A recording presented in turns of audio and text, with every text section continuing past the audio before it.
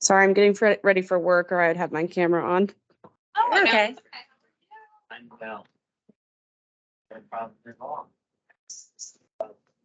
Let me share my screen and I can pull up the test as well, just so while Maggie's going over it, I can pull it up on my.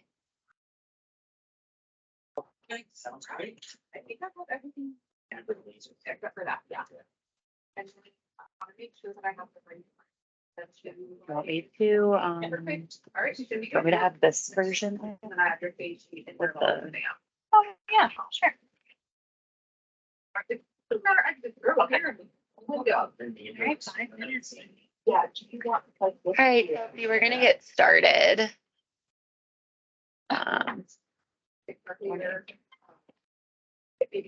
Okay. This is Carly. So we're just going to start with question 1. So you're admitting a neonate from FCC for suspected sepsis. What answer is true? Did you have any issues with prioritizing obtaining a blood culture before inserting a PIV? No, I didn't. That's what I picked. Yeah. Okay. So I feel like that one is not really listed anywhere, but that's something that I just want kind of like everyone ingrained with. Just we should always have a blood culture before we get a PIV, infuse antibiotics, because if we infuse antibiotics before we have a blood culture, that can potentially affect that sample. So we do not want that. Okay. And then you're admitting a 32-week infant with maternal diagnosis of chorioamnionitis. What medication would you anticipate the provider to order? So did you choose? I think a lot of people either chose hydrocort or ampicillin and gentamicin. I picked Amp and Gent. Yeah. So again, Amp and Gent is the correct answer. Of course, everyone, has their graded test. And again, that's not necessarily listed anywhere, but those are both broad spectrum antibiotics. So those are going to be right from the get-go, what is going to be first ordered on any suspected setup for an infection, like a maternal diagnosis of chorio. So you should always anticipate that. Hydrocort usually is never given on admission. It's usually for babies that are premature for adrenal insufficiency, and it could be given for sometimes in an emergency kind of situation if a baby is decompensating from some type of kind of septic event like low blood pressure or something like that. So it can be given to kind of help kind of as a pressor in a way, but not on admission. Okay, so your patient has AMP ordered to give at midnight. Where would you expect this medication to be located and how will it be prepared? So have you ever given AMP before? Yeah, I have given Amp. Okay, so you knew that it was, you had to get the vial yourself and it has to be reconstituted at the bedside. So, Right. Yep. Yeah, again, this is not something that we could find like using the resources, but everybody should know, even if you have not had an admission, I just want you to know where you need to go and look, okay, for it. It's not going to be delivered by pharmacy and you'll have to mix it yourself. Okay. So your patient is 3.5 kilos and your dose of AMP is 100 milligram per kilogram. Your concentration of AMP is 100 milligram per ml. How much AMP are you going to give to the patient? Please show your calculation. So your calculation is always going to start with your weight, any med calculation that you do. For ampicillin specifically, we gave you guys an order. So you can see kind of like the dose that's ordered, the concentration that's ordered, because some people, were correct when reading. The IM concentration is going to be different than the IV concentration. We will always prioritize IV concentration unless access is an issue. And then to get an IV antibiotic or any antibiotic in within an hour, we could then defer to IM. But we'll always, always, always prioritize IV if possible. So So for med calculation, Chelsea, I know you're getting ready, but do you want to kind of walk through how you would find the answer for ampicillin? How much amp you're drawing up? Let me pull up the work that I did so it's easier for me to tell you. So I did the 3.5 kilos times 100 milligrams per kg, and then I got 350 milligrams, and then that divided by 100, 350 milligrams divided by 100 is 3.5 mils. Beautiful. And that is going to be how you will do every med calculation. So we always start with the weight, and then you will always multiply by your dose, and then you will always divide by your concentration. So you need both things to figure out how much medication you're going to draw up. But I think some people kind of, will not use the weight first in their calculations, and that can kind of trip you up. And especially if you're doing things like nervously in a rush. So always start with your weight, and it will be easy to go from there. And this will be on your teaching rounds this week. We ask you guys to do a med calculation, and we physically want to see you guys doing your med math. So want to see those steps exactly so that you know what you're calculating, why you're giving it, obviously how you're calculating it, and you're giving the correct amount. Right. And then how to reconstitute ampicillin and then prepare it to the patient's specific dose. So this was a piggyback question on the previous question. I could have maybe made it as a little indent to kind of know that you're expecting that same, weight and calculation. But you're going to reconstitute with basically exactly how it says in that order sheet that was given to you at your desk or table. It's always going to be in the MAR for you because we don't give AMP every single day, not unless you have newly admitted babies every single day. And it's lays out right there for you in the MAR. So 4.7 mLs of sterile water, and you are going to inject that into your vial of ampicillin. You're going to not vigorously shake it, but you're going to gently roll it between your hands to mix it completely. And then you're going to draw up the dose that you calculated in the previous question, which is 3.5 mLs. All right. Then on admission, how is GENT administered? So this one trips people up because, oh yeah, go Chelsea. Sorry, I was just going to say I did get this wrong because I've never given gent before. Yeah. And I got confused with the neofax because it said 15 to 30 minutes or something. And I was like, I don't know what the answer is. Yeah. So this is something that is it's something that our unit, we will give the first dose of AMP. Well, we're talking about GENT now. The first dose of GENT, slow IV push. And that is not what it says in neofax. This is an initiative that and a practice that evolved from getting antibiotics in within that golden hour, within that 1 hour mark. Our pharmacist, our NICU pharmacist, Van, she's done a lot of, background research, and it is okay to push that first dose of gentamicin. So that is the practice here. It will say that on our golden hour sheet on Canvas. So it's not our neofax, which is very counterintuitive from how everything else that we're teaching. Yeah. But that's why I included it here, because it's something that we need to know. And usually the NNP will be the first, or the provider, whoever's putting in lines, or if it's a line like in the SBU, you need a UVC, they're pushing that first dose of gentamicin. But if it's, a term kid with a PIV, we'll be slow pushing the first dose of GENT. Okay. Any questions about that, Chelsea? No, thank you for explaining. Yeah. And then the follow-up question is going to say, okay, for every subsequent dose of GENT, how fast do we administer it? And that's when it's going to be 30 minutes on a pump. So every time, therefore, onward, 30 minutes. So your Sorry to intubated interrupt, but I did just realize, oh, sorry. Yeah. Sorry, I am missing a page of my scan. I just noticed that I'm missing the second page. Okay, I'll send it to you. Thank you, I appreciate it.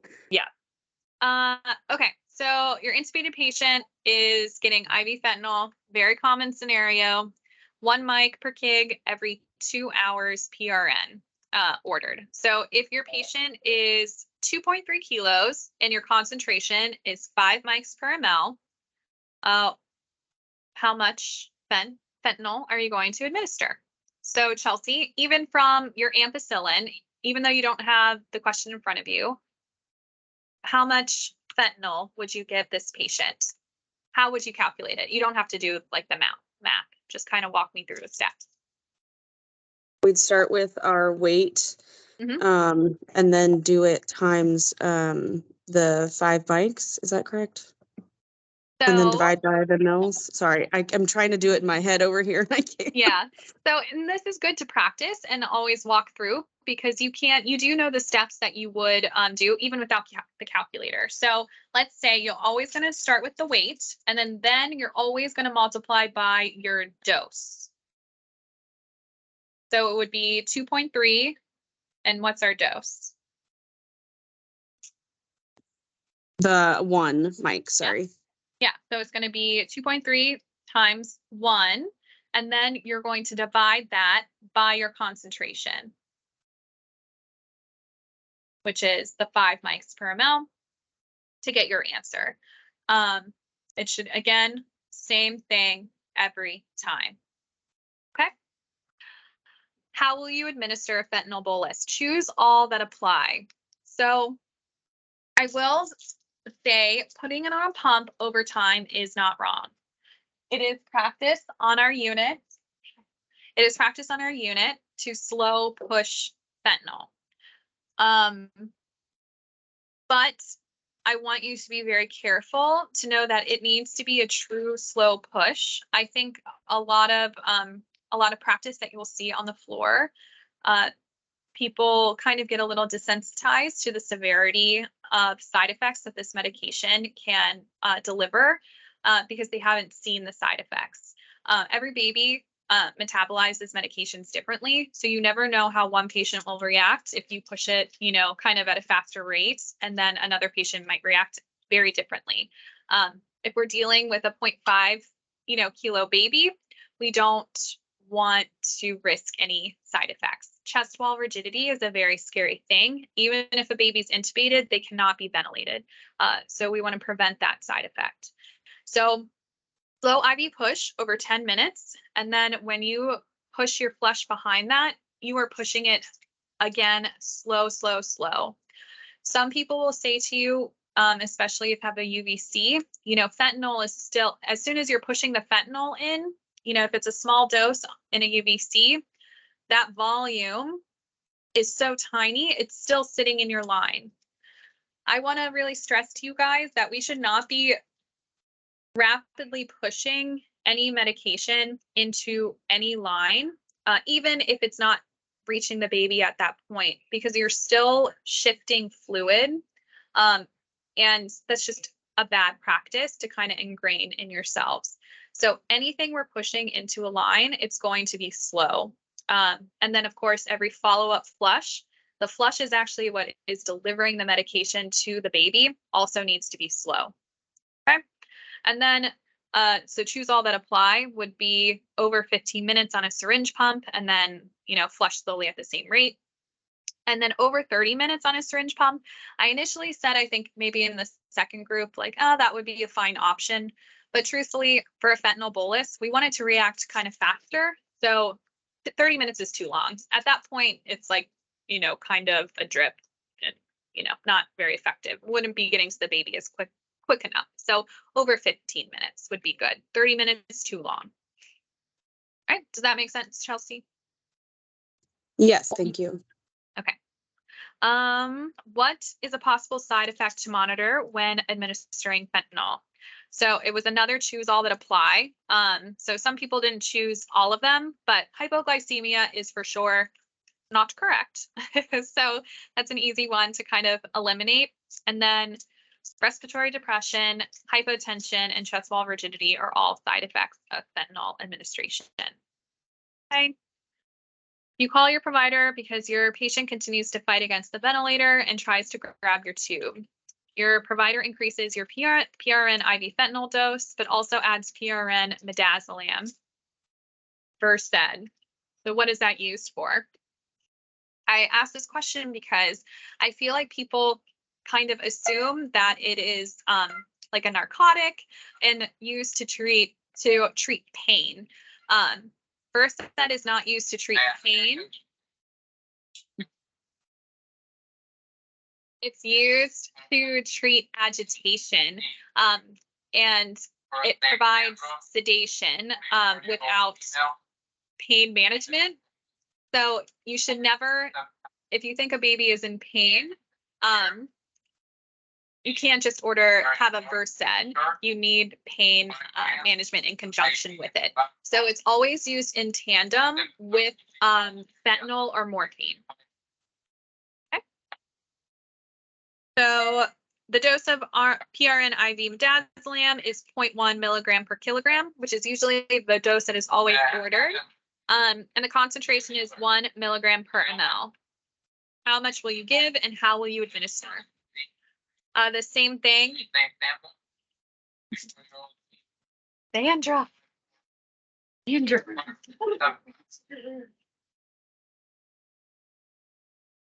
Sorry, please wait.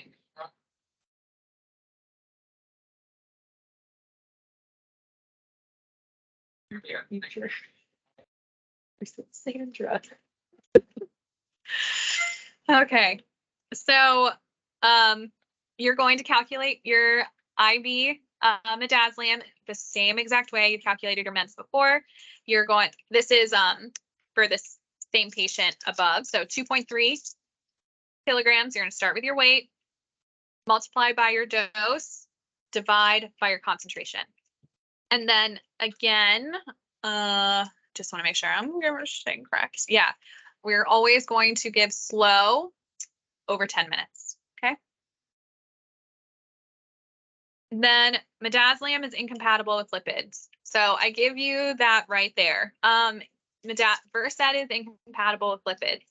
If you ever have this question, if you're starting a drip or giving a bolus, it is sometimes hard to find drug compatibility within Neofax, with kind of on the resources of Canvas. But I can tell you like right here, and I want you to remember it, Versed is incompatible with lipids. Where could be a resource that you ask if you kind of forget this? Chelsea. The compatibility chart, and then there was another resource, which name I am losing right now in my head. You said it was like an IV chart too that I can't remember the name of. Yeah, so that's more on like administration of like pediatric IV meds through, and it's like an addendum on a policy. So that's a really good resource, but that doesn't necessarily say compatibility, more so like, oh, like you will administer it slow push or something like that. But pharmacy. So even if if you're not working a day shift, if you're working a night shift, calling Peds Pharmacy, they will help guide you to the right answer as well if you are completely lost, okay? But Versed is incompatible with lipids. So if you cannot get an additional line, what is the best way to administer this medication? Through your single lumen pick, and you have TPN and lipids running through that line.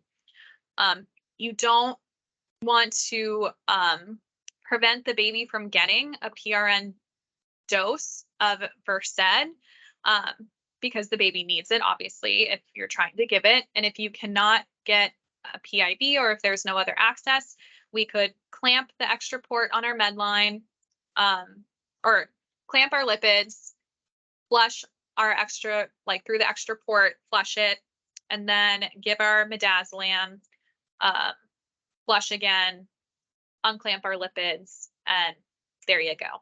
So that's the way to give really every IV push medication. It's how that should be given.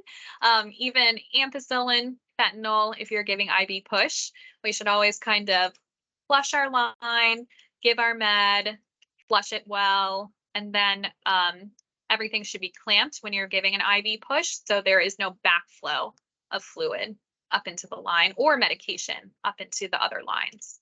Does that make sense, Chelsea? Yes, thank you. Okay, thank you. So So thank you. Okay. Then you're admitting a patient with possible seizure activity from PACU. On admission, you notice rhythmic movement, tongue thrusting, abnormal eye movements. You immediately inform the provider, and when they examine the baby, they order a bolus of phenobarb. Your patient is 3.5 kilos. So I think this, everyone did very well with this question, but I do think it made people a little afraid and nervous because of the situation that I gave and stated that, you know, the provider is ordering a dose of phenobarb. I know a lot of you have not given phenobarb before, and that was not the point of like the question. It's more, the whole point of this test is for you to be able to like, and this is a very realistic situation. You know, you could have like a 2-baby assignment. We get 6 admissions. You have to admit a baby, you know, from the PACU for possible seizure activity and give a bolus of phenobarb. It's a very realistic kind of situation, but it should never make you nervous because you know how to look up your resources. So even if you've never given any medication before, you're never just guessing and, you know, just giving it and hoping for the best. You're always, always, always, always looking things up. So the ordered loading dose of phenobarb, where would you look that up, Chelsea? I looked in Neofax. I don't remember which section it was under, but it was there. Yeah, it's in Neofax. And then also important thing to note is we always will have an order. You know, this is always going to be in the MAR as well. But I want you guys to also really be having it in your practice to double check in Neofax because our pharmacists are human and they and so are our providers. They are also human and they are putting in lots of orders, doing lots of things. They work crazy shifts as well. We're the final line to kind of check our dosing before it reaches the patient. So always check your Neofax and compare it to your order and your MAR. And it's happened. There have been nurses who have caught, you know, wrong dose or concentration and but a safety always ends. So it's a real thing. So Yeah, just I've seen really, those things in the email where it's like 6 times the dose or something. Yeah. yeah, It happens. it happens a lot, pretty frequent, not frequently, I wouldn't say all the time, but it happens more often than you think. Yeah. So really always, always, always double check and know where to look. So the order dose of loading dose of phenobarb, we looked that up. We know what it is. It's 20 milligrams per kilogram IV. Then what is the ordered concentration of phenobarb? There are 2 concentrations that it said within Neofax, but we use 65 milligram per ml here at Inova. And that is going to be what is ordered. But then you could check within the Neofax and say, oh, that is an acceptable concentration for phenobarb to be ordered at. So we're good to go. And then how will you administer the phenobarb loading dose? It is going to be over 30 minutes on a syringe pump. I know it gives a range from 15 to 30. You will see also on the floor, this was education months and months ago. To people, I have noticed a practice that people are pushing the first dose of loading dose of phenobarb. Baby seizing, you know, people get nervous, they want to give the medication. And when you pull it up, the 65 milligram per ml concentration based on the dose, it's a small volume. It looks kind of like fentanyl, you know, the size of the dose. So people think that they can push it.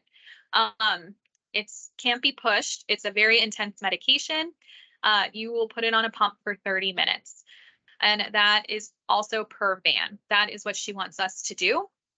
is put it on 30 minutes. If you have a patient who is in pretty bad shape and they are seizing, it would be per provider discretion to say if they would like it over 15 minutes on the pump.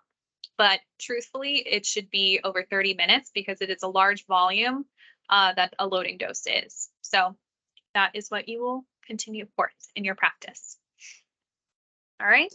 Sorry to interrupt you guys. Yeah. I actually have to start driving to work and get Oh. gas. I have to leave Yeah. forever early, sorry. And I lose service as soon as I leave my house. So thank you, and I will watch the rest of the recording later. Beautiful. Okay. Thank you, Chelsea. Thank you for signing on. Yeah, bye guys. Bye. Okay. I hope it keeps recording. Yeah, well, because we'll still hear. Okay. So what signs and symptoms should you be monitoring for after you administer your phenobarb? So choose all that apply. This also trips people up, like read the whole question. It's because it's many things. Usually not one medication delivers one effect. Usually it is a multitude of effects that you kind of have to monitor, and assess your whole patient. So it's not going to be tachycardia. I think some people maybe choose that option because they were thinking, well, when a baby is severely hypotensive, babies, like if you have severe hypotension, you can then have tachycardia. But that's not necessarily going to be the immediate effect of the drug. So it's going to be hypotension, apnea, and respiratory depression. Okay. Moving on, you're admitting a transport 2-week-old, 27-week gestational infant from a neighboring hospital with acute respiratory distress. The baby is on jet settings of 38/13, rate of 300, I time of 0.02, FiO2 100%, nitric 20 parts per million. You're reviewing your orders. You see your provider ordered IV hydrocortisone, 1 milligram per kilogram every 6 hours. The hydrocortisone concentration is 1 milligram per ml. The infant weighs 1.2 kilos. Why did the provider order hydrocort? So I think this question also made people nervous because a lot of, admitting a patient on the jet on 100% on nitric might, I feel like people are like, well, that's not going to happen to me right off orientation. But truthfully, a 27-week-old infant that's 2 weeks old, it's 29 weeks. They will not be admitted into the garden. They are going to be coming into a normal ICU neighborhood. If this happens on a night shift, and you're happening to be working in the neighborhood that the baby's admitted to, you will be helping kind of settle this baby. So it's not unrealistic, but you will never be alone. We live in an intensive care unit. We do. Yeah, but we work in an intensive care unit. We should always be expecting to take care of a sick patient. So these are the types of patients that we can take care of. But why did your provider order hydrocort? So this is word for word right from Neofax. It says exactly always what medications are used for, and it's very helpful. So it increases expression of adrenergic receptors in the vascular walls, increases vascular reactivity in a hypotensive baby that are cortisol deficient. So again, this baby's on 100%, is obviously not doing very well, is crashing, could be septic. Hydrocort can be used as, as a kind of normal medication, but also given stress dose for these types of patients that are very sick. So that's why. And then how would you administer hydrocort? So a lot of people said IV rapid push because that's what their preceptors have done. I really, again, want to stress, we should never be rapid pushing any medications besides epi and adenosine. Those are the only two medications that need to immediately get into a baby rapidly because they are decompensating. We never want to rapid push meds that don't have to be pushed rapidly. Hydrocort is not something that needs to be rapidly pushed. Any rapid push of medication, again, has that fluid shift. We want to, especially if this is a small baby, slow IV push is the way to go. Only things, epi and adenosine need to be rapid. Okay. You're taking care of a patient on NIPIV, receiving continuous feeds via transpyloric feeding tube. Your patient has an OG'd event for the stomach to vent it and for medications. You're planning for a 3 a.m. hands-on care. You look in the MAR and you see you've got lots of oral meds planned for 3 a.m. So you got morphine, polyvisol with iron, sodium chloride, and caffeine. So the resource that we have to confirm all these are not neofacts. It's going to be the osmolality chart in Canvas. So osmolality is something that I think ANOVA is kind of, I don't know, it's pretty amazing that we have ingrained this into our practice. Other NICUs don't really look at this, but it's a really important thing to look at, especially when you're trying to prevent neck and really any gastrointestinal distress to our babies. So we want to give babies medications that have low osmolality and dilute them. Of course, dilute medications and give it over a period of time. That is the point of it, to have that lower osmolality. So using that osmolality chart, you can kind of know what needs to go gastric or what needs to go transpyloric.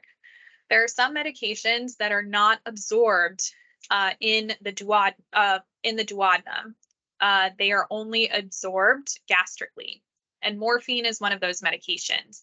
If you look in that chart, it will say morphine has to go gastric. It cannot be absorbed in the duodenum, so it would basically just be kind of like throwing it away, and the baby does not get any of the effects. Polyvisol with iron is a controversial one. It can actually be both. It's a little question, but you might hear on the floor that iron can only be given gastric, and that's not true. We used to give a medication called Epogen a lot with our patients, but we don't really give it anymore because it's not best practice. Since our babies are not on Epogen, polyvisol can be given transpylorically. And then sodium chloride and caffeine can also be given transpyloric. I mean, yeah, can be given transpyloric. So explain, and then people had a good question. They were like, well, why can't I just give everything gastric?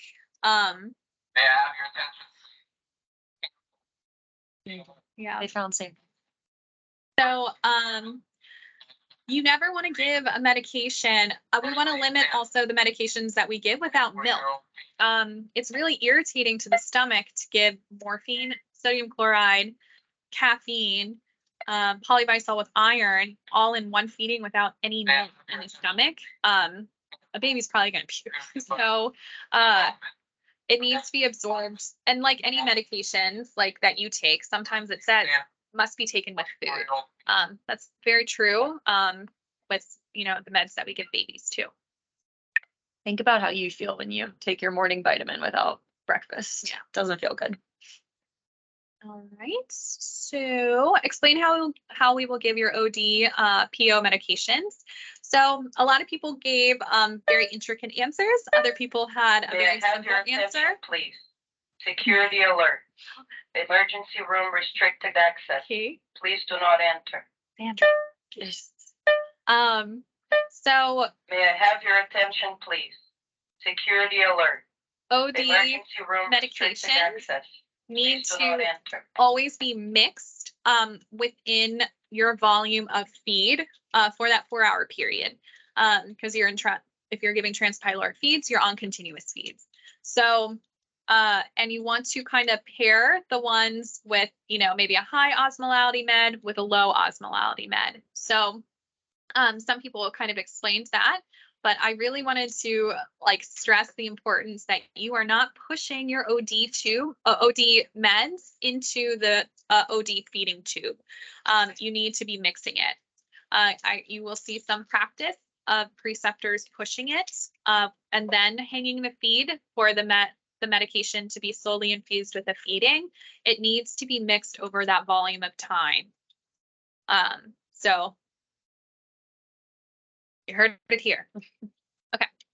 You are taking care of a 2-week-old, 28-weeker, and they are scheduled for caffeine citrate at 1 o'clock. The order states that the dose is 10 milligram per kilogram and the concentration is 20 milligram per ml. Your infant is 0.85. How much will you administer? Same thing. So you start with your weight, you multiply by your dose, you're going to divide by your concentration to get what you're going to give. Mechanism of action. This is one that I feel like I really highlight in my teaching rounds. When I see caffeine, I ask people, why are they give caffeine? And I feel like we hear all the time to help babies breathe easier. And it's not technically, I guess, wrong. I mean, it does help babies breathe easier, but that's not what caffeine does. Caffeine is a stimulant, and it stimulates the brain, and it stimulates and can help stimulate the cardiac muscle. So to prevent these apnea and Brady alarms that really do occur from apnea of prematurity. So it helps stimulate these premature babies, stimulates their brain to not have these events and to help them breathe easier. So breathe easier is, I guess, technically correct, but that's not why caffeine works. That's not how caffeine works. We want you to have like a bigger understanding as being the nurse. You know, we want you to be able to explain things to parents, and it is nice to be able to say, you know, caffeine, helps stimulate the lungs to help your baby breathe easier. But as the RN at the bedside, you should have a deeper understanding. So really wanted it to be more of like not a trick question, but a topic of conversation in our debrief about it. Okay. What type of patient is on SMOF lipid instead of intralipids? Ordered for, like, why is that ordered and why? I feel like we don't, sometimes it's not really talked about. It's just something the provider orders and our baby's on SMOF and no meds are compatible, and that's annoying, and which is true. But knowing why they're ordering SMOF is important. It's usually for GI issues. So any perforation, neck, any liver dysfunction, because it can help reduce inflammation. SMOF is, it has lipids in it, but it also has a ton of other stuff in it. There is a guide to SMOF on Canvas that Van made that's really nice to kind of explain what it is, but it's kind of new. That means that a lot of things are incompatible with it because there's not a lot of literature on it. So if you see, like, on that compatibility chart, it says nothing. There's not a lot of evidence that it can go with anything. So we have to defer and say it's incompatible because we don't know. Okay, you receive handoff report. We're told that patient's last glucose at 6:30 was 280. The provider was notified and they just went ahead and ordered an insulin drip, but they want you to check one more sugar in an hour just to make sure that, it's going up, not down, so you don't have to hang an insulin drip before you start it. They just want to make sure. Then you currently have TPN and lipids running through a single lumen pick with caffeine and antibiotics ordered throughout your shift. Where should the insulin drip run if you do need to hang it? So do you need another type of access? This is compatibility is difficult on our unit. I, didn't put these questions here to kind of trick you or, say like, oh my goodness, this would never happen to me. I would always ask someone, and that's the right answer. You would always ask somebody, but I kind of want you to know, like, what is compatible, what is not, how you would kind of figure out that answer, what resources you would look to before you escalate yourself or kind of just call someone else to do that kind of searching for you. But we'd always call our resources, always call our unit supervisors, and always call pharmacy. The IV drug compatibility on Neofax is a really great place for you to find compatibility and kind of start searching on your own. This is the first place that pharmacy also goes to double check. Then insulin, the correct answer is insulin should run with TPN and lipid because they are both compatible. Insulin is sometimes included in TPNs. So you automatically know from the get-go that TPN and insulin are compatible. And if you kind of look through the IV compatibility, lipids are compatible with insulin. SMOF, insulin is not compatible. So again, SMOF is usually not compatible with anything. You will need a PIV though, because you should never bolus intermittent medications with drips. So you always need a PIV, especially insulin. It's a nasty drug, and it can have serious consequences, especially on babies, little babies that have it ordered on. So, but dopamine's the same way. Epi is the same way. Even fentanyl, we need to be very careful. So, yeah, always escalate. Then your patient arrives back from an exploratory lab following a spontaneous intestinal perforation, which is not neck. Some babies can have an SIP without neck. So it just sometimes happens. The provider orders a fentanyl drip and a midazolam drip. Very common post-op, especially depending on how big the baby is. If it's a big baby, they're usually going to have these drips. And the patient is currently receiving TPN and SMOF because the baby had a gastrointestinal issue. They're going to order SMOF through a single lumen pick because we always put in single lumens here. Can run everything together. Can we run everything together, or do we need a PIV? So again, same type of reasoning and kind of searching our resources. There's a SMOF kind of compatibility chart on Canvas that Van created that we can kind of see what is compatible with SMOF. Midazolam and fentanyl, if you check on IV compatibility on Neofax, you see that they are compatible together. Midazolam compatible with TPN and SMOF lipids. It's compatible with TPN, but not SMOF. There is, look, you have to also look at your concentration of midazolam that's ordered. We don't get into that specific here. That's something that you would also take into consideration. Is fentanyl compatible with TPN and SMOF? Yes, it is. Correct? Yeah.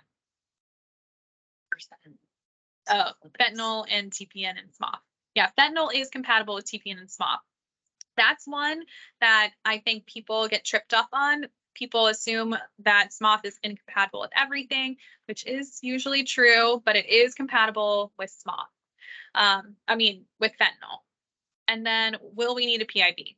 Yes, we will need a PIV for the SMOF because it is not compatible with the Versed. Okay, but this is a really discussion-based question, and that's why 27, 28, and 29, I just took off and didn't include it within everybody's total score because we're not trying to trick you. We just want to make you think and really know that these are situations that happen pretty frequently. And it shouldn't freak you out. It should always, we've got so many resources and you can always escalate. So the last question, where are IV morphine syringes or boluses stored on the unit? I think this one is surprising. So I included it because if it's an emergency and, someone's like, can you get IV morphine for the bolus? Especially you guys, you're probably like, yeah, I can do that. Like, I know I can get into the MAR. I know how to get it from the lockbox. And you go into the lockbox, it's going to be fentanyl that's in the rainforest, the meadow, the beach, and the garden. That's all fentanyl because there's only one lockbox in each fridge. So where is it going? Where does it live? It lives in the river. So the river is the only lockbox that has morphine in it. So sometimes you have a specific provider that wants a bolus of IV morphine, and you'll have to run all the way to the river to get it. So it's just good overall knowledge to have, just so it doesn't delay care if you are the one who's tasked with getting that. All right. Okay, guys, I know that this test was tough, but I appreciate all the feedback. I appreciate Maggie going over all of these questions with us. Wish more people signed on for having a little bit more discussion, question and answer kind of a thing. But really just wanted to go over that the biggest thing is advocating for yourself.